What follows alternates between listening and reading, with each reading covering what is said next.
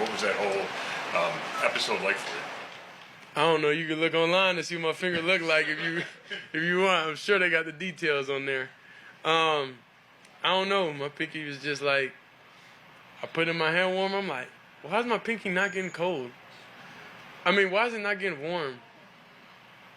Then, like, I threw Quinshawn like a little route down there. Then it like kind of was a little high.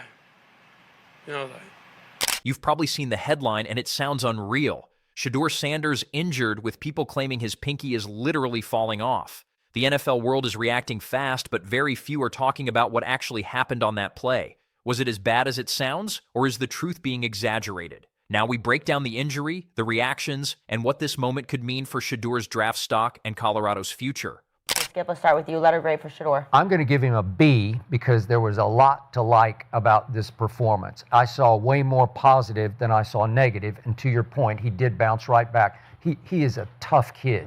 I kept saying this before the draft.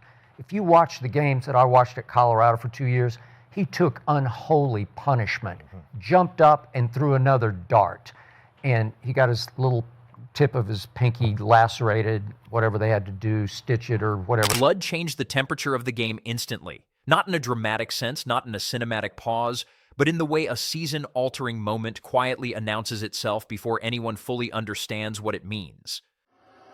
The Browns, they're again making personnel changes. It looked like Dylan Gabriel was coming in. Sanders is off the field with his helmet off. Let's check in with Evan. Yeah, he rushed right off the field, headed to the locker room or the tent right now. It's his pinky finger. Appeared to either be his nail or the tip of the finger with some blood attached to it. Obviously in some pain, but came right off, hanging outside the blue tent right now. He's grabbing his nose.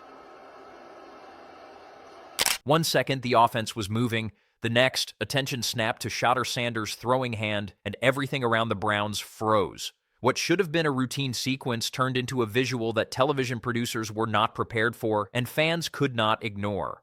Hey, Shedeur, I got this Band-Aid for you. I don't trust the fan scheme. Come on, they ain't got no Band-Aids on the sideline. I ain't never seen somebody with a hangnail or something like that. Gotta go to the sideline. He just wanted to get his boy Dylan in, and guess what?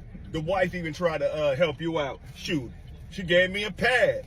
Hey, whatever it takes to stop that bleeding, Shedeur, I am on my way to Cleveland right now. I got your back. A deep laceration to his pinky finger on his throwing hand exposed just how thin the line is between control and chaos in the NFL. The reaction was immediate and uncomfortable. Cameras lingered too long. Viewers recoiled. Social media erupted. Not because of speculation or exaggeration, but because the injury was visible in a way the league usually avoids. About his throwing hand. We're talking about his throwing hand. That's first and foremost.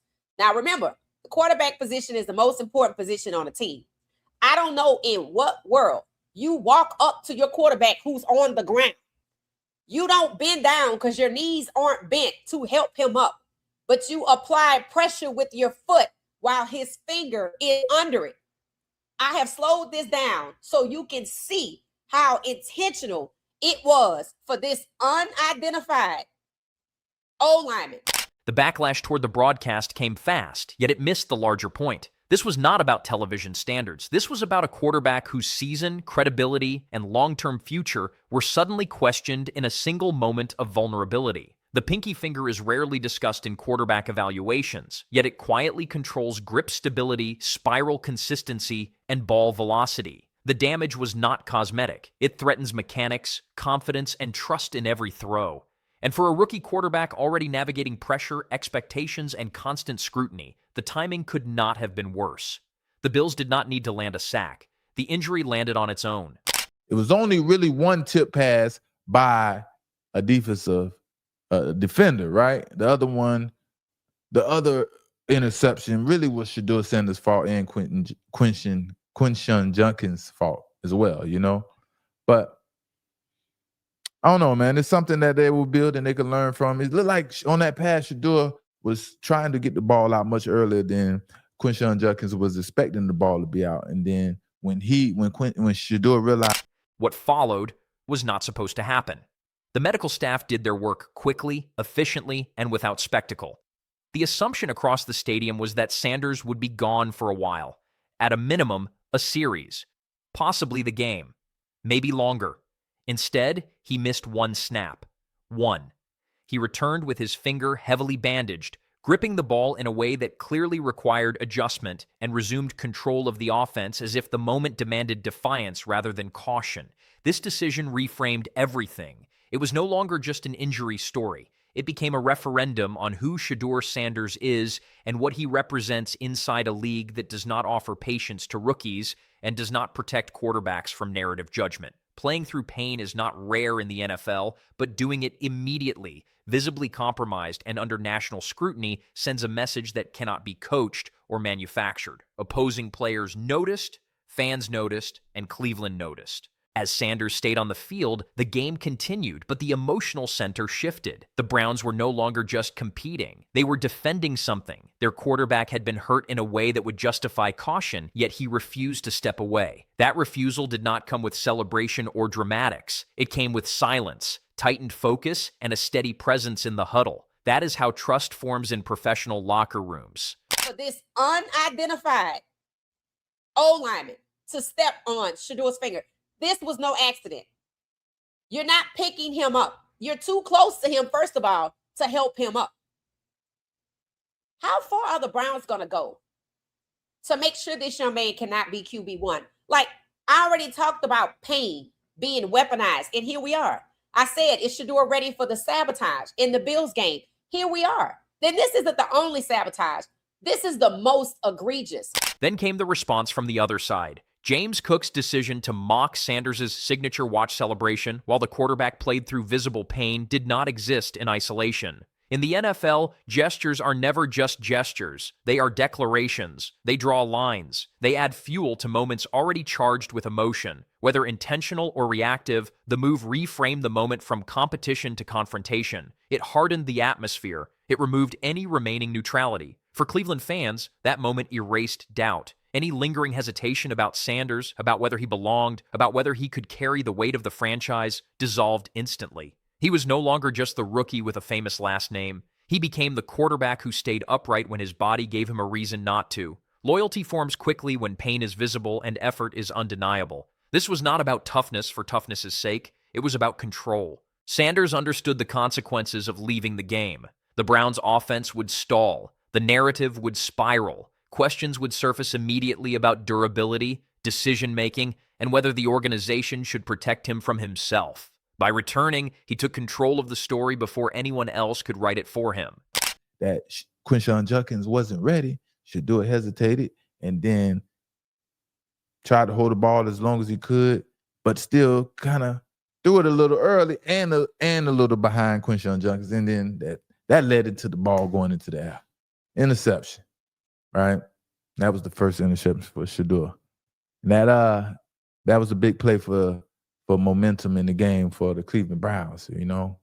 And the Buffalo Bills, their concept on defense is a bend. The larger context matters. Sanders has not entered the league quietly. His presence has been debated, dissected, and challenged since the moment he arrived. Every throw has been evaluated against expectations he did not ask for but inherited. Every mistake is magnified. Every success is questioned. In that environment, an injury like this becomes more than a medical issue. It becomes a test of legitimacy. And legitimacy is something Sanders has had to fight for repeatedly. The Browns organization has not been a stable ecosystem for young quarterbacks. That reality hangs over every snap.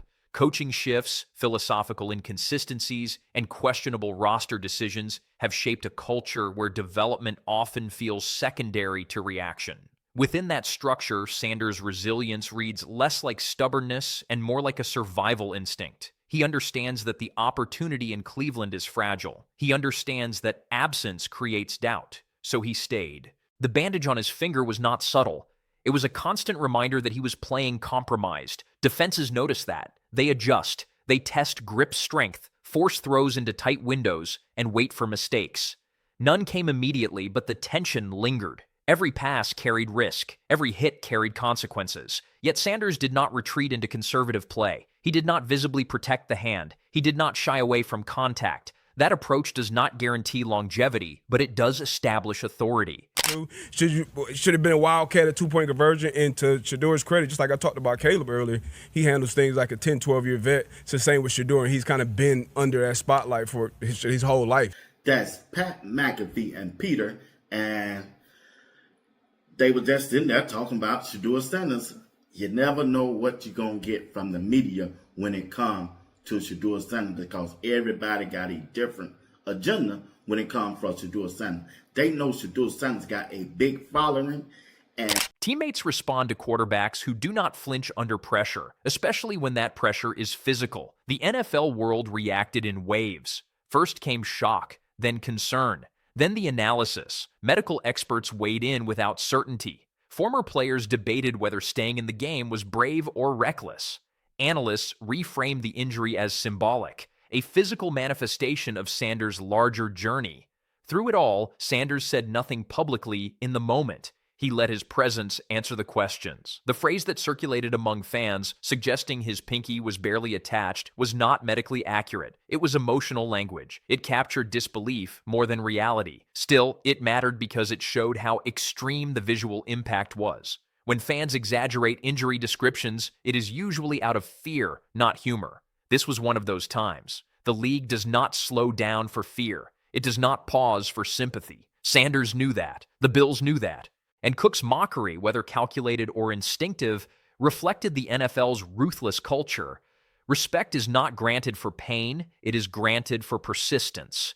This incident did not occur in a vacuum. It added another layer to an already complex narrative surrounding Sanders and the Browns. There is a growing belief among fans that the organization has not fully aligned itself behind him. Questionable play calling at times, inconsistent protection, a sense that he must earn trust snap by snap rather than being allowed to grow. Moments like this intensify those beliefs. When Sanders stayed in the game, he implicitly rejected the idea that he needed protection from the organization. He chose self-reliance. That choice resonates deeply with fans who have grown cynical about institutional decision-making. It reinforces the image of a quarterback who sees obstacles and moves through them rather than around them. Film, them little bitty TikTok that we just seen. What you think the other team doing when they sit there and watch all 4.5 games of Shedeur? Hell, they can go back to when Dylan Gabriel played. What you think them teams looking at? See, you got to put the whole totality in the context. You got to put everything in there. They just ain't watching Shedeur. Why you think them defensive coordinators? The injury also raises uncomfortable questions about player safety and league optics. Broadcasting the close-up drew criticism for good reason. There is a line between transparency and exploitation. Yet the backlash did not overshadow the central fact. Sanders returned because he believed he could still perform. That belief carries weight in a league that values availability almost as much as ability. Availability, however, is not infinite. The long-term implications of playing through hand injuries are real. Grip compensation can alter mechanics. Altered mechanics can lead to secondary injuries. None of that matters in the moment, but it matters in December, in January, and beyond. The Browns will eventually have to decide how much risk they are willing to tolerate from their quarterback, even when he refuses to step away. For now, the image remains: a bandaged throwing hand, a quarterback refusing to leave, an opponent choosing provocation over restraint, and a fan base solidifying its allegiance in real time. Those elements combine into something larger than a single game. This was a moment of identity formation. Sanders is still early in his NFL career. His story is not written. Performances will fluctuate. Wins and losses will reshape perception. But moments like this embed themselves into collective memory. They become reference points. When future criticism arrives, this moment will resurface. When leadership is questioned, this moment will be cited. When commitment is debated, this moment will stand as evidence. And some of these guys just out there trolling, y'all. I'm just going to be honest with you. They just out there trolling because of Shedeur Sanders' name and his popularity in the sport right now. They trolling. They just trolling. If you just looking at the play on the field, let's keep it on the field. Everything on the field. And if you can't tell me by looking at Shedeur that he's not an NFL caliber starting quarterback, you're a troller. The NFL world was stunned not because of blood, but because of choice. Sanders chose exposure over absence. He chose risk over retreat. He chose to remain visible when invisibility would have been safer. That choice forces everyone watching to reassess him, not as a prospect or storyline, but as a professional quarterback operating under pressure. The Browns now face a responsibility they cannot ignore.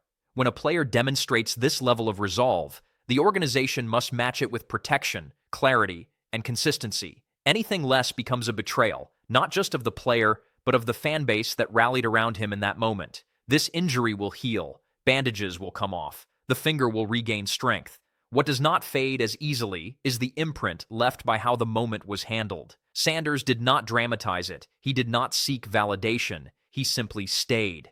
In a league obsessed with optics and noise, that quiet defiance spoke louder than celebration ever could. And that is why this moment matters. Not because of how close things looked to falling apart, but because they didn't. The NFL did not witness a collapse. It witnessed a resolution under exposure. That distinction changes everything going forward. What followed in the days after only sharpened the divide between perception and reality. Outside Cleveland, the injury became another talking point in the endless cycle of sports debate. Inside the building, it became a quiet recalibration. Teammates saw the swelling, the stitches, the limitations that would never show up cleanly on an injury report. Coaches saw a quarterback who refused to self-limit, even when discretion might have been encouraged. Front office executives saw proof of investment, the kind that cannot be demanded or incentivized. It ain't confusing Shedeur like that. Shedeur come on now. You went from one team that couldn't block to another team that couldn't block. That's in the NFL. That's crazy. Look at this. Cleveland Browns. Shedeur Sanders is the deal. 4 of your 5 offensive linemen are out injured. Your backup O-line are also out injured. We're sending you out there with third string to block for you. The league often talks about leadership as if it were a checklist. Command the huddle, read defenses, control the clock. What rarely gets addressed is how leadership forms when things go wrong publicly. Sanders did not have the luxury of a private injury hidden behind vague language and controlled press releases. His injury unfolded in real time, under unforgiving lights, and his response unfolded just as clearly. That matters more than any rehearsed answer ever could. Defenses will test him differently now, not just because of the pinky, but because they know he will not leave willingly. That knowledge changes how opponents approach pressure. It invites more hits, more contact, more attempts to see where the line actually is. The league respects talent, but it exploits resolve. Sanders will need to navigate that reality carefully, balancing defiance with longevity. There is also a psychological shift that comes with moments like this. Quarterbacks remember who stood with them and who did not. They remember reactions. They remember silence. Sanders is building an internal ledger whether he admits it or not. Those memories inform trust, communication, and long-term alignment with an organization. Cleveland cannot afford to misunderstand that. For the fans, this was not about medical terminology or broadcast standards. It was about seeing their quarterback absorb a moment that felt unfair and respond without retreat. Cleveland has seen talented players come through without attachment, without visible investment, without willingness to absorb risk for the city. Sanders disrupted that pattern. He did not ask for patience. He demonstrated commitment. That commitment comes at a cost. Playing through pain has consequences, not all of them visible immediately. The Browns' medical staff will continue to monitor grip strength, swelling, and inflammation. Practice reps may be adjusted, game plans subtly altered. None of that will be publicly framed as protection, but internally, the calculus has changed. Sanders has shown he will not protect himself first. That responsibility now shifts upward. Nasty work out there tonight by the Browns offensive line. Shedeur Sanders showed the mobility as he was moving around. He took the podium to address these interceptions and everything that took place during today's game. Let's not waste no time. Let's get right into it. Welcome to Keep the Vision. Make sure you like, comment, subscribe, share the channel, hit that bell notification, and hype the video. Let's get right into what Shedeur Sanders had to say about this nasty law. From HBCU to Power 5 down to the NFL, what has been most helpful to you during this NFL process? The mockery from the opposing sideline lingered longer than the play itself. Not because it was shocking, but because it crystallized the emotional contrast of the moment. The Browns' season will not be defined by a single injury, but seasons are often shaped by how teams respond to adversity. This was an early test, not just for Sanders, but for everyone around him. How the organization responds in the coming weeks will reveal whether this moment becomes a foundation or a fracture. Sanders has made his position clear through action. He is not waiting for permission to belong. He is not negotiating his role through words. He is asserting it through presence. That approach carries risk, but it also carries clarity. There is no ambiguity about where he stands. The NFL moves forward quickly, but it does not forget moments that expose character. This was one of those moments. It stripped away noise and left only choice. Stay or leave. Risk or retreat. Sanders chose to stay. Everything that follows will be measured against that decision, whether acknowledged or not. And as the season continues, every snap he takes will quietly echo that second quarter moment when the game paused, the cameras lingered, and the outcome was decided not by injury, but by resolve.